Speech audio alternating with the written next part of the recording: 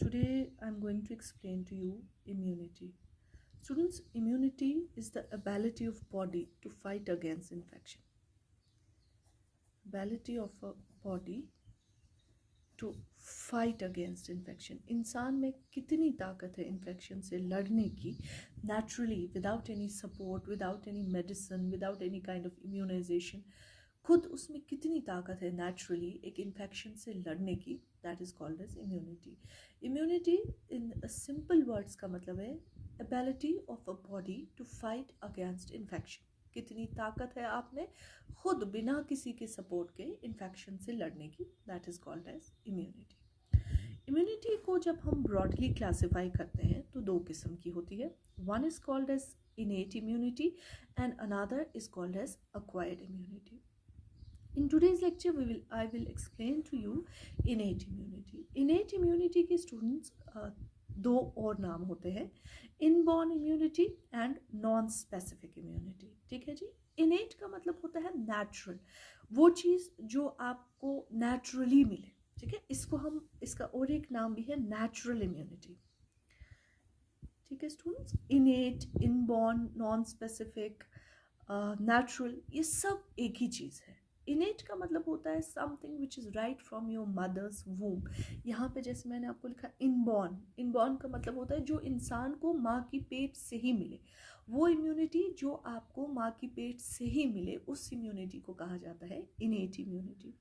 Natural का मतलब होता है जिसमें आर्टिफिशियल चीज़ का कोई इंटरफेरेंस नहीं हो, जिसमें आर्टिफिशियल चीज़ का तस्वुर ही ना हो, जो बिल्कुल नेचुरल हो, जो बिल्कुल नेचुरल हो, उस इम्यूनिटी को बोला जाता है innate immunity. So students, innate immunity के भी दो मेजर टाइप्स होते हैं. One is called as anatomical barriers and another is called as physiological barriers. ठीक है स्टूडेंट्स, जब हम innate immunity को when we try to understand an innate immunity is broadly classified into two major categories. One you call as anatomical barrier and another you call as physiological barrier. Anatomical barrier की सबसे पहली example होती है skin. आपकी जो skin होती है students, वो आपको हजारों करोड़ों माइक्रो ऑर्गेनिज्म से बचाती है. आप इमेजिन करें एक ह्यूमन बॉडी जो विदाउट स्किन हो. ठीक है, तो आपके ऑर्गन्स जो होंगे वो विजिबल हो जाएंगे, आपका लंग जो हो जाएगा वो विजिबल हो जाएगा. दैट मीन जो भी गर्द आएगा वो डायरेक्टली आपके लंग्स के ऊपर बैठ जाएगा और 4-5 घंटे में इंसान की बॉडी ख़त्म हो जाएगी. या ये गर्दा पानी, या सबसे बड़ी बात है स्किन एक कैरेटनाइज्ड पार्ट होता है और वाटर प्रूफ पार्ट होता है. अगर स्किन नहीं होता तो आप नहा नहीं पाते, जितना भी पानी होता डायरेक्टली आपके ऑर्गन्स के ऊपर चला जाता. सो जो स्किन है ये सबसे पहला एनाटॉमिकल बैरियर है जो आपको प्रोटेक्ट करता है. पहली चीज़ ये कि ये इनबॉर्न है. ऐसा कोई इंसान नहीं है जिसको पैदा होने के बाद स्किन बनती है. नो, स्किन इंसान को माँ के पेट में ही बनती है. अगर आप देखेंगे 5 महीने का बच्चा अबॉर्ट हो जाता है या कभी कभी मर जाता है सर्जरी के बाद, आप देखते हैं मरा हुआ बच्चा भी स्किन के साथ होता है. तो जो स्किन है it is innate, it's inborn, it's something which is provided to the humans right in the mother's womb. इसीलिए आप इसे कहते हैं इनेट और inborn, something which you get from the mother's womb. This is an miliomyci immunity that is called as innate. अब बात होती है नॉन स्पेसिफिक. नॉन स्पेसिफिक का मतलब होता है ये तुम्हें 1, 2 या 3 चीज़ों से प्रोटेक्ट नहीं करता, ये तुम्हें हर चीज़ से प्रोटेक्ट करता है, ये तुम्हें ज़र्रे ज़र्रे से प्रोटेक्ट करता है. इसीलिए हम वर्ड यूज करते हैं नॉन स्पेसिफिक. ऐसा नहीं ना स्किन आपको बोलता है चलो जी मैं आपको पानी से बचाऊंगा, गर्दे से नहीं बचाऊंगा, गर्दे से बचाऊंगा, धुएं से नहीं बचाऊंगा. नहीं, स्किन आपको हर चीज़ से बचाता है. गर्दा हो, पानी हो, धुआं हो, कोई भी चीज़ हो, वो आपकी स्किन उस पकड़ लेती है और आपके ऑर्गन्स को प्रोटेक्ट करती है. That is why you called it as non specific. Non specific का मतलब होता है 1, 2 या 3 चीज़ों के लिए आपको प्रोटेक्ट नहीं कर रहा है, ये आपको हर चीज़ के लिए प्रोटेक्ट कर रहा है, ये आपको एक एक ज़र्रे ज़र्रे के लिए प्रोटेक्ट कर रहा है. ओके स्टूडेंट्स, सेकेंड इंपॉर्टेंट चीज़ होती है आपके nasal hair and mucosa.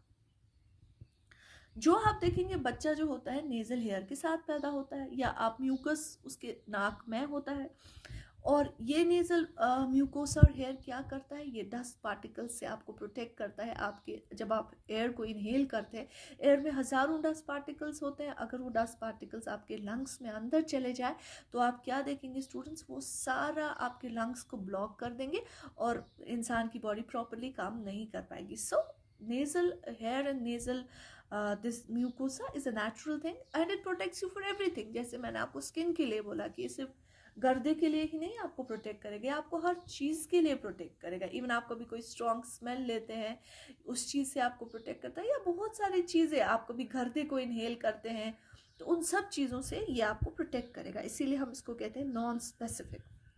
Non specific का मतलब होता है 1 2 या 3 चीज़ों के लिए नहीं, ये आपको हर चीज़ के लिए प्रोटेक्ट करेगा। सेकेंड इंपॉर्टेंट थिंग जो इसके अलावा होती है वो होता है आपका वैक्स, एयर वैक्स। आपने देखा होगा या एयर के अंदर एक वैक्स होता है, ये जो एयर वैक्स होता है ये आपके एयर ड्रम को प्रोटेक्ट करता है। ये कोई किसी भी चीज़ को आपके ड्रम तक पहुंचने नहीं देता है, जिसकी वजह से आपका एयर ड्रम प्रोटेक्टेड रहता है। और अगर कोई भी चीज़ अंदर की तरफ आने की कोशिश करता है वो वैक्स में फंस जाता है और आपका जो एयर होता है वो प्रोटेक्टेड रहता है और क्लीन रहता है। और हमारे आई लैशेज़ होते हैं, ये सब चीज़ें जो है ये एनाटॉमिकल बैरियर्स है और ये आपकी आंखों को रिफ्लेक्स से बचाते हैं, आपकी आंखों को गर्दे से बचाते हैं। It has so many protective, it has so many protective features.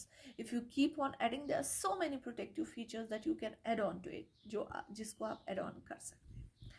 Physiological barriers में क्या होता है स्टूडेंट्स, फिजियोलॉजिकल बैरियर में सबसे पहला बैरियर होता है acidity of the stomach. Acidity of the stomach, आपका जो पीएच है स्टोमक का वो एसिडिक होता है, उसकी वजह से जब भी आप कोई खाने की चीज़ खाते हैं और उसमें कोई भी बैक्टीरिया होता है स्टूडेंट्स तो वो किल हो जाता है, क्योंकि कोई भी बैक्टीरिया, कोई भी वायरस एसिडिटी को बर्दाश्त नहीं कर पाता है। इसलिए ऐसा तो नहीं है ना आप एसिडिटी कहीं से खरीदते हो और अपने स्टोमक में डालते हैं, नहीं, it's natural, it is a natural barrier. और ये आपको नॉन स्पेसिफिक है, ये आपको नहीं बोलता जी मैं इससे बचाऊंगा, इससे बचाऊंगा, उससे नहीं बचाऊंगा, नहीं, it protect you for every damn thing that enters into the stomach. आपको खुद भी नहीं पता होती है आपने कितने ऑर्गेनिजम्स को खाया है, कितने इन्फेक्शियस एजेंट्स को खाया है, जिन्हें स्टोमक ने खुद ही आपको पता भी नहीं चलता। Stomach is protecting you against these kind of thing, जो आपको खुद ही प्रोटेक्ट कर रहा होता है। Okay, next important thing is phagocytosis. Phagocytosis जो होता है स्टूडेंट्स, जैसे आपको पता है हमारी बॉडी में WBCs होते हैं जो आपको द प्रोसेस ऑफ फैगोसाइटोसिस करते हैं। It is a natural thing, phagocytosis much WBC बाजरानात पत पानस मस्त्रावन, no, it's a natural thing and it protects you for every damn thing. Anything that enters the human body has to face the phagocytosis. और phagocytosis कौन करते हैं, हमारी phagocytic sales. और क्या वो फैगोसिटिक सेल्स आर्टिफिशियल है, क्या हम वो किसी इम्यूनाइजेशन से लाते हैं, no, they are natural, they are innate, they are inborn, they are non-specific, that is why they are considered as immunity। इसके अलावा हमारे पास होते हैं इन्फ्लेमेटरी बैरियर्स।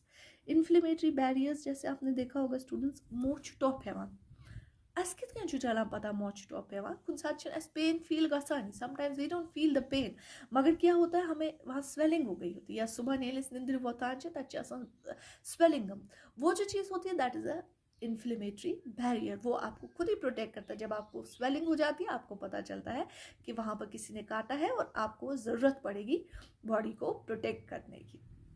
नेक्स्ट होता है बॉडी टेम्परेचर। बॉडी टेम्परेचर जो होता है स्टूडेंट्स, आपने देखा होगा हमारा बॉडी टेम्परेचर ऐसा होता है कि बहुत सारे बैक्टीरिया ऐसे हैं जो हम पे ग्रो नहीं कर पाते। जैसे मैंने आपको एक बोला बैसिलस एंथ्रेक्स। बैसिलस एंथ्रेक्स एक ऐसा बैक्टीरिया जो मुर्गों में होता है मगर इंसानों में नहीं ग्रो हो पाता। क्यों नहीं हो पाता, क्योंकि वो बॉडी टेम्परेचर बर्दाश्त नहीं कर पाता है। आपने देखा कुछ लोगों को खुजली होती है कभी, तो वो इन्फेक्शन होता है उनके ऊपर, क्योंकि बैसिलस एंथ्रेक्स जो होता है वो हमारी बॉडी पे ग्रो नहीं करता। ये क्यों नहीं करता, क्योंकि हमारी बॉडी का एक टेम्परेचर होता है and temperature is a natural thing. हम आर्टिफिशियली टेम्परेचर नहीं बढ़ाते, हम खुद को हीटर पे नहीं बिठाते या खुद को रेफ्रिजरेटर में नहीं रखते, no, we don't do that. Temperature is a natural thing जो नेचुरली हमारे पास है, जो इनबॉर्न है, जो इनेट है, जो नॉन स्पेसिफिक है और हमें प्रोटेक्शन देता है बहुत सारी चीज़ों से। सो स्टूडेंट्स, ये एक ओवरव्यू था इम्यूनिटी का। नेक्स्ट लेक्चर में मैं आपको अक्वायर्ड इम्यूनिटी के बारे में बोलूँगी। आपको कोई भी डाउट हो तो आप मेरे व्हाट्सएप नंबर पे मुझे फॉरवर्ड डाउट्स कर सकते हैं।